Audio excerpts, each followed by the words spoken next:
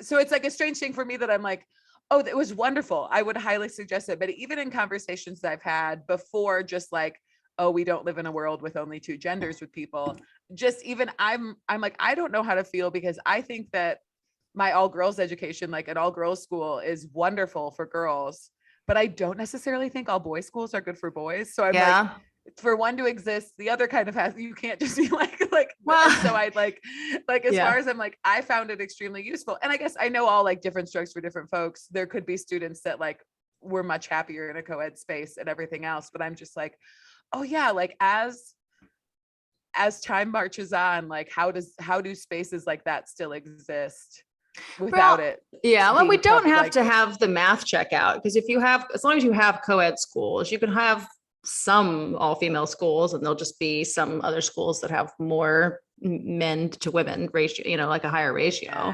But it's like for fairness. So it could just be that people are like, well, hey, no one likes all boys schools, and so we just don't do them. But some people do like all girls schools, so we'll continue to have that be an option. But I mean, yeah, like you said, in order to be gender inclusive, well, we don't even know what gender is going to look like in 10 years, for one thing. But so, exactly. So some of these problems like, could solve themselves. What does an all-girls school look like in 10 years? If we have no idea what gender is going to look but like in 10 years, can we just have like some all, we could have some like all medium gender schools, or like some all, you know, queer, they're all, you know, gradient schools. Yeah.